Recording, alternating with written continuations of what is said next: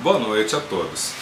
Hoje então estaremos dando sequência com as videoaulas referentes ao estudo do capítulo Emancipação da Alma.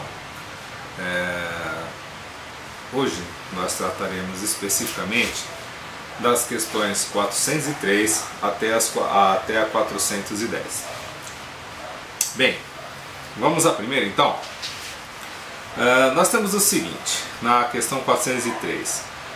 Por que não nos lembramos sempre dos sonhos? Nós temos a seguinte resposta. Em o que chamas de sono, só há o repouso do corpo, visto que o espírito está constantemente em atividade. Recobra, durante o sono, um pouco da sua liberdade e se corresponde com os que lhe são caros, quer neste mundo, quer em outros. Mas, como é pesada e grosseira a matéria que o compõe, o corpo dificilmente conserva as impressões que o espírito recebeu, porque a este não chegaram por intermédio dos órgãos corporais. Nós vamos observar no processo de leitura das perguntas e das respostas que Kardec, invariavelmente, ele recorria a perguntas muito parecidas. Qual era o seu objetivo? Pelo menos nós estamos aprendendo com o estudo da doutrina que quando nós desejamos formular questões aos espíritos, nós vamos formulá-las antes do início do trabalho.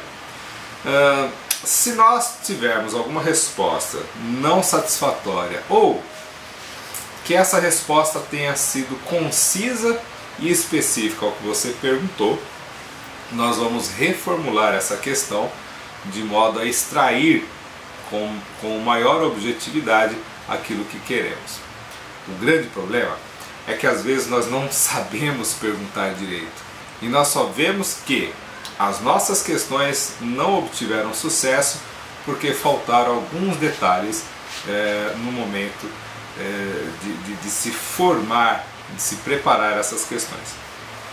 Então nós vamos observar que aqui nós temos algumas repetições, em suas respostas. Ele repete as questões sobre a atividade constante do espírito, recobrar a liberdade ao entrar no estado de emancipação e a comunicabilidade com espíritos no plano espiritual. Mas o que me chama a atenção aqui, especificamente, é a questão do esquecimento devido à grosseria, ao peso da matéria. Quando o Kardec fala grosseria e peso da matéria, ele não está falando sobre o corpo físico em si. Nós não podemos esquecer que o nosso cérebro ele é parte do corpo e que, como estudamos anteriormente, as questões das deficiências dos nossos órgãos vão fazer com que nós não possamos utilizar a plenitude, com plenitude, as nossas faculdades. Então, observem que vamos tratar aqui especificamente do cérebro. Afinal de contas, nós não enxergamos nesse momento com os olhos, nós vamos enxergar especificamente com o espírito, com as faculdades do espírito que não estão localizadas em parte alguma no perispírito ou no espírito em geral. Essas faculdades estão localizadas no nosso corpo. A faculdade de ver, ouvir, ela pode se ampliar de uma forma do qual a gente não tem uma noção específica. E nós temos aqui uma continuidade da resposta, Assim como para o espírito a morte do corpo é uma espécie de renascimento, a reencarnação é uma espécie de morte, ou antes de exílio, de clausura. Vamos deixar bem claro aqui, poderíamos comparar o sono, com a morte e o renascimento todos os dias. Ao dormirmos, nosso espírito se liberta. Ao desencarnarmos, vai ocorrer a mesma coisa. Ao acordarmos, nosso espírito retorna ao corpo, assim como ao reencarnar também a reentrada. Mas o que eu quero que a gente possa entender com essa questão de morrer ou não morrer, reencarnar ou não reencarnar, entrar no corpo ou não entrar, é que a gente observe o seguinte: no momento da reencarnação, o espírito ele entra em estado de perturbação. O que seria esse estado de perturbação? É quando o espírito começa a perder a noção, ele começa a perder o controle das suas faculdades, a sua memória, que pode ser integral naquele momento, ela começa a obscurecer, de forma que, ao adentrar num novo corpo, nós estamos adentrando num corpo virgem, um HD virgem, um CD, um DVD, um pendrive, não importa o que vocês pensem nesse momento. Mas o fato é que nós vamos começar a regravar essa nova experiência através de um novo corpo físico. Pelo peso, pela deficiência desse órgão, né, físico, que é o cérebro, nós vamos ter então dificuldades de lembrar aquilo que nós vimos do plano espiritual. Por isso, né, a questão de não termos lembrança dos sonhos. Em sua maioria, nós temos uma vaga impressão do que realmente ocorreu no plano espiritual. Dando continuidade, nós vamos ter aqui no final da resposta: ele deixa o mundo dos espíritos pelo mundo corporal, como o homem deixa este mundo por aquele, com relação ainda à morte, à entrada e saída do corpo. Temos aqui ainda, mais adiante, o seguinte: mas, como este, com relação à morte, o espírito, só no instante supremo, quando chegou o momento predestinado, tem consciência de que vai reencarnar. Vamos entrar agora especificamente no que eu falei. Então, qual homem é a agonia, dele se apodera a perturbação, que se prolonga até que a nova existência se ache positivamente encetada. Ora, se nós fizermos essa comparação do morrer e renascer todo dia, nós vamos ver que não é difícil compreender a questão da perturbação do qual nos encontramos. Basta fazer um teste. Ao retornar, ao acordar todas as noites, no momento em que estivermos sonhando, há uma grande dificuldade de se lembrar. Um dos métodos que eu já aprendi em outras doutrinas é: acordou de madrugada? Note. Não precisa anotar tudo na íntegra. O nosso cérebro ele funciona por palavras-chave. Então, acordou de madrugada, você se lembra da história que ocorreu, o que você estava vivenciando, anota pontos específicos. Maravilha! Ao acordar, você talvez não se lembre de nada. Ótimo! Leia o que você escreveu. Ao ler, o nosso inconsciente ele vai buscar as informações necessárias de uma maneira muito rápida e eficiente. Bem, na questão 404, nós vamos ter o seguinte: que se deve pensar das significações atribuídas ao sonho. Na primeira videoaula eu falei exatamente sobre isso. Não há significado do tipo adivinhação, né, aos sonhos, porque nós entendemos que os sonhos nada mais são do que as visualizações que o nosso espírito teve no plano espiritual. Então, como que nós podemos querer, né, dar significado a isso? Eu poderia chamar isso de misticismo, né, de querer adivinhar coisas, né, que muitas vezes não vão fazer sentido para nós aqui nesse exato momento, mas que fazem todo o sentido para o espírito, porque ele de alguma forma entra em relação com aqueles espíritos que ele tem afinidade. E muitas vezes esses espíritos do qual possuímos atividade nem fazem parte da nossa relação atual. São espíritos que ainda se encontram na erraticidade, né, e buscam se reencontrar com seus pares. Bom, mas espera aí, algumas vezes nós temos sonhos que se realizam, ou que se referem exatamente a atribulações que nós estamos passando no nosso dia a dia. Vou dar um exemplo meu, nada melhor que um exemplo meu, né? Conheço o exemplo de vocês? Não, não conheço, então vou falar de mim. Logo ao iniciar minha vida como autônomo, por falta de experiência, eu comecei a ter alguns calotes profissionais. Bom, eu não queria ir lá brigar com a pessoa, nem nada, mas eu tinha que dar um jeito de ir, tentar receber, tentar fazer alguma coisa. Pela inexperiência, eu acabava entrando num certo conflito íntimo e isso não me fazia nenhum bem. O fato é que eu ia dormir. Ao sonhar, ao me emancipar, eu ia ter com o caloteiro, né? E lá ali nós tínhamos diálogos extensos, né? Do qual eu passava a explicar as situações, eu passava a explicar uma série de coisas. Às vezes havia uma certa agressividade, uma entonação maior de voz, uma entonação mais pesada.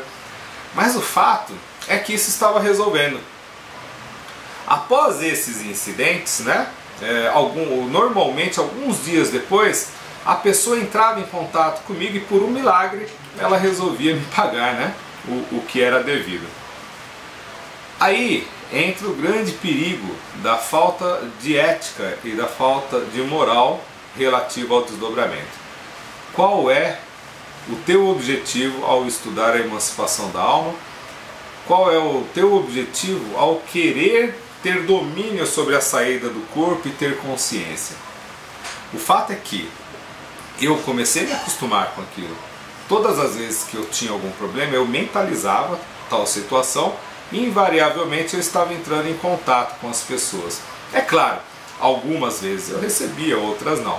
Mas o fato é que eu, como espírito, no momento da emancipação da alma, do sonho, estava influenciando essa pessoa.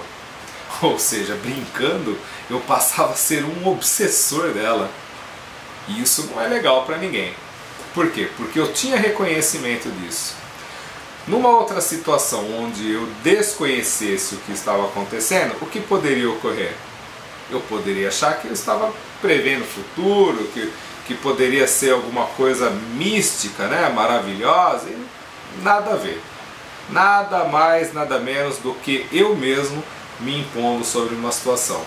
Graças a Deus tomei vergonha na cara e consegui me desvencilhar desse hábito.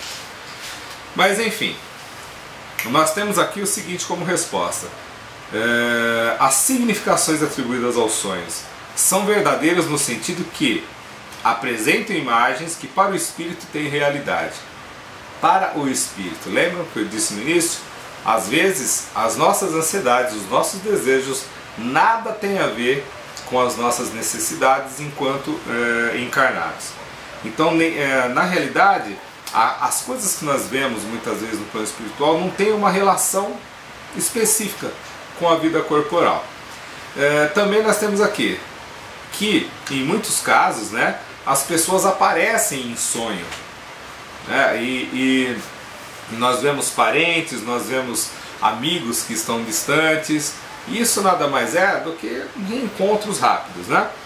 E nós vamos perceber o que, né? Que não há milagre, não há fantástico, não há nada de fantasioso nessa questão de nós percebermos algo. Porque nós vamos perceber, ou no convívio com as pessoas, nós vamos ver pessoas que têm o hábito de querer interpretar sonhos. E lembrem-se que muitas vezes as nossas necessidades, os nossos desejos, os nossos vícios, nada tem a ver com aquilo que nós escondemos durante o dia. Porque no plano espiritual nós estamos livres. No plano espiritual nós buscamos coisas, temos desejos, né? E não significa que eles vão se realizar fisicamente, porque eles já se realizaram lá, no plano espiritual. Na questão 405, nós vamos ter o seguinte: acontece com frequência ver-se em sonho coisas que parecem um pressentimento, que afinal não se confirmam. A que se deve atribuir isso? Uma vejam bem, novamente, uma semelhança de questões. Kardec ele tenta esmiuçar com 2, 3, 4, 5 questões parecidas para poder extrair as suas conclusões. E na maioria dos capítulos, né, Kardec faz um resumo teórico, uma conclusão final sobre as questões que ele formulou. Então, eu até disse isso, me antecipei, nós vamos ver que pode suceder que tais pressentimentos venham a confirmar-se apenas para o espírito. Quer dizer, que este viu aquilo que desejava, foi ao seu encontro. É preciso não esquecer que durante o sono, a alma está mais ou menos sob a influência da matéria e que, por consequente, nunca se liberta completamente de suas ideias terrenas, donde resulta que as preocupações do estado de vigília podem dar ao que se vê a aparência do que se deseja ou do que se teme. A isto é que, em verdade, cabe chamar-se efeito da imaginação. Sempre que uma ideia nos preocupa fortemente, tudo o que vemos se nos mostra ligado a essa ideia. Conversando com alguns amigos, buscando compreender o fenômeno da emancipação da alma, me sugeriram algumas técnicas do qual nós poderíamos saturar a nossa mente com imagens, com palavras ou com pensamentos direcionados.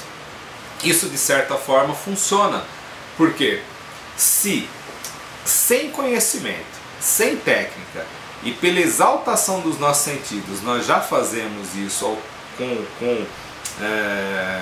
com muita facilidade, isso nós vamos ver os tormentos, as aflições que nós passamos durante o sono físico. O que dirá então se nós conseguirmos adquirir um controle razoável sobre a nossa vontade? Agora eu venho me questionando, é fácil isso?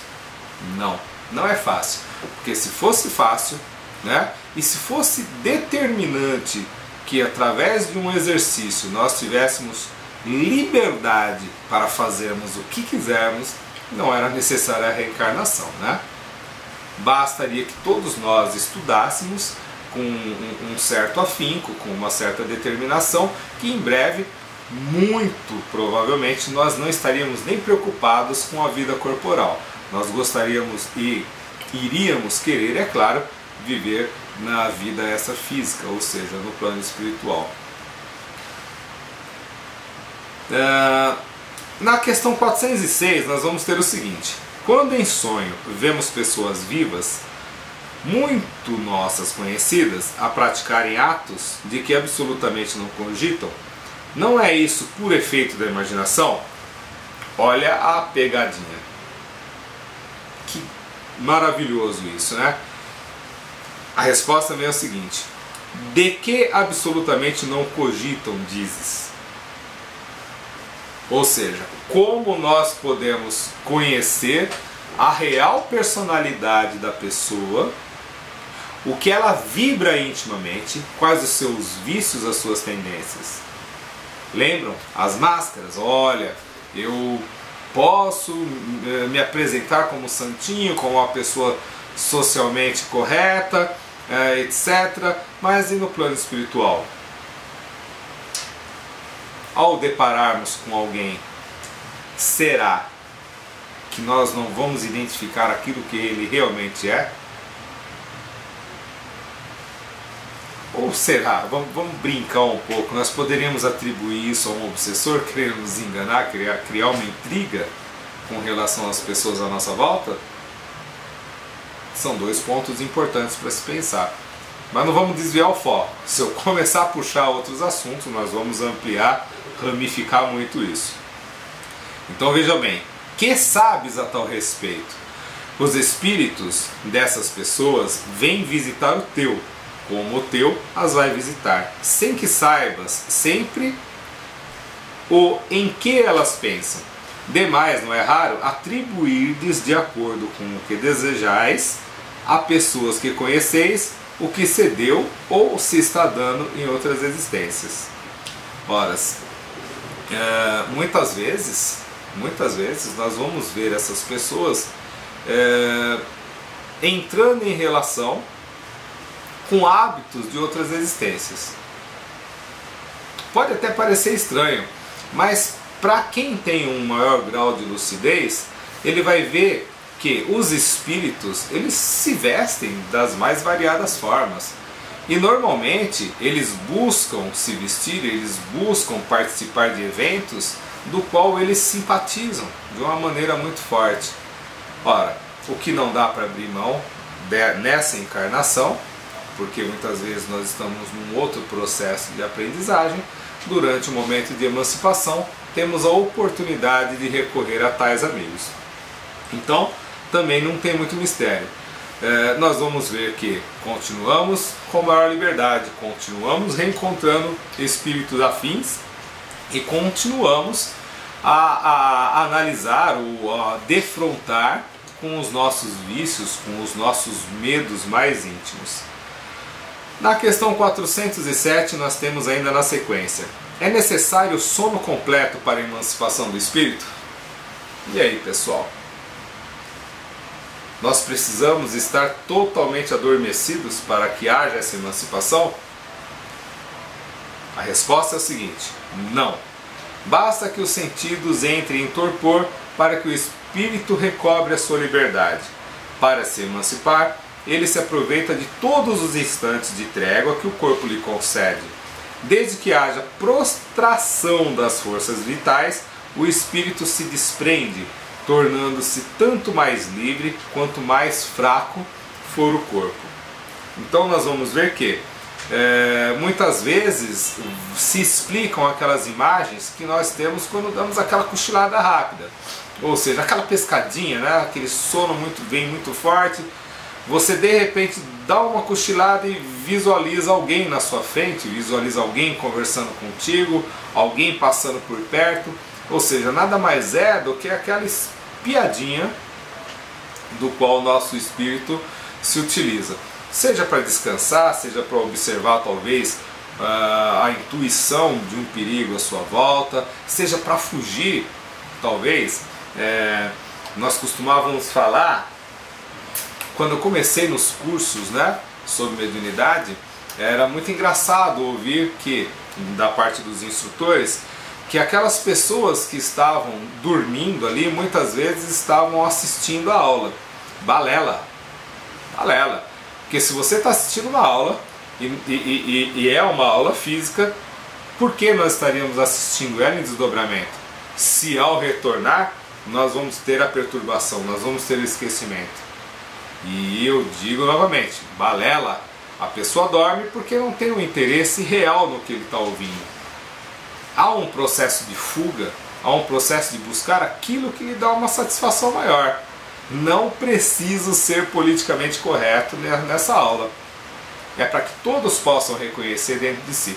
Então se você, até eu, quando estou numa palestra e de repente começo a cochilar, eu começo a me questionar: por que eu estou fugindo?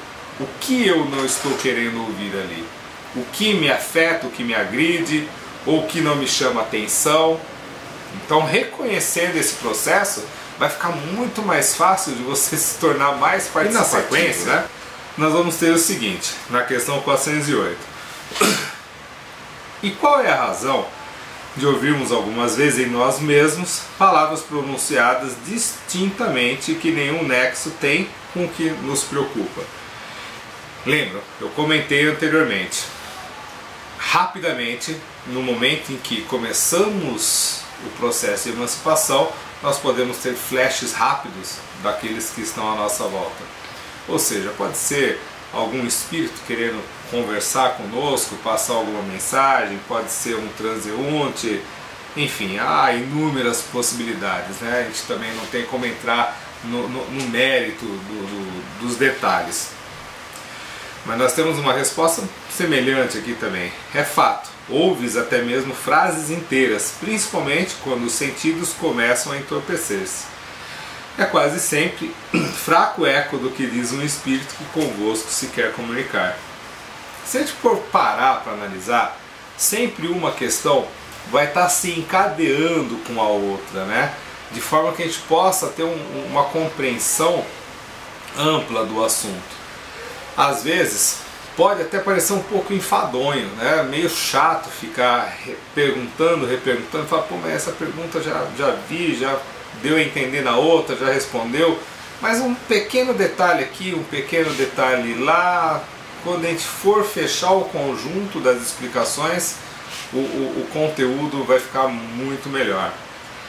Nós temos na questão 409, né, dando sequência.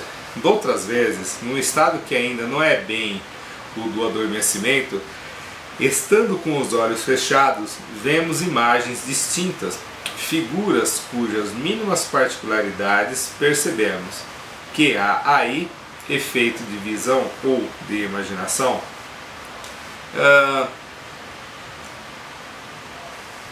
Nós vamos observar muito esse processo durante as atividades de trabalho mediúnico.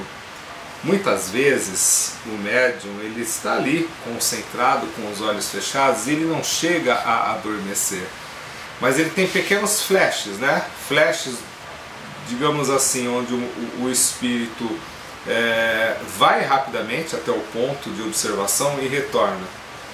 Segundos às vezes são o suficiente para que o espírito veja as cenas inteiras e memorizá-las dentro do possível e trazer as informações, né?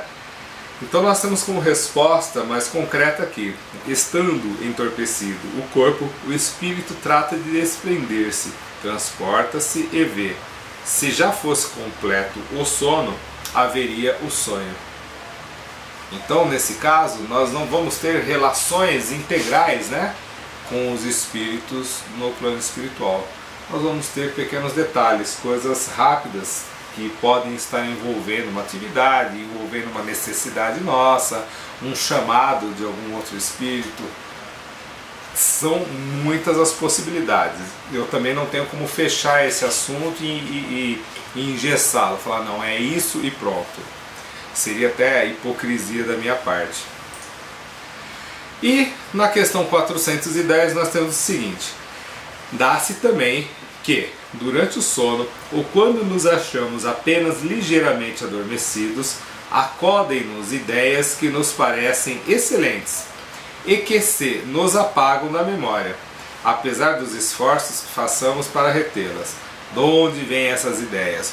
Olha novamente as questões se entrelaçando. Provém da liberdade do espírito que se emancipa e que, emancipado, goza de suas faculdades com maior amplitude.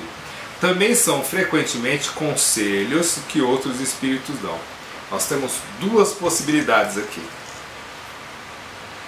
Primeiro, que quando nós entramos em estado de emancipação, pode ocorrer um fenômeno anímico, do qual nós adquirimos uma liberdade maior, adquirimos com a liberdade maior um retorno da nossa memória.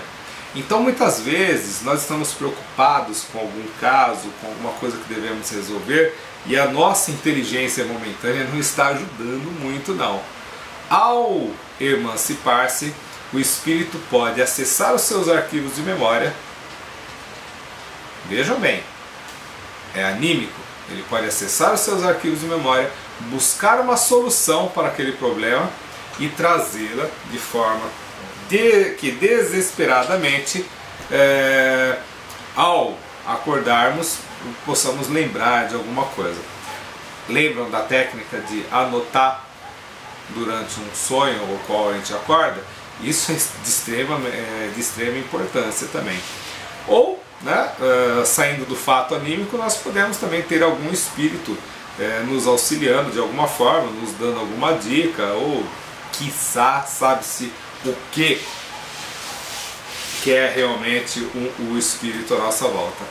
Não dá para ter também uma noção 100%. O fato é que nós estamos estudando sobre emancipação da alma. Se nós formos começar a espalhar os assuntos, a gente não vai acabar tão já, tenho certeza disso. Na pergunta B da questão 410, nós temos o seguinte: de que servem essas ideias e esses conselhos? Desde que, pelo esquecer, não os podemos aproveitar? Essas ideias, em regra, mais dizem respeito ao mundo dos espíritos do que ao mundo corpóreo. Pouco importa que comumente o espírito as esqueça quando unido ao corpo. Na ocasião oportuna, voltar-lhe-ão como inspiração de momento. É interessante a gente lembrar que em se tratando de espírito, tudo pode acontecer. Não tem como a gente parar e fazer uma análise real do que ocorreu.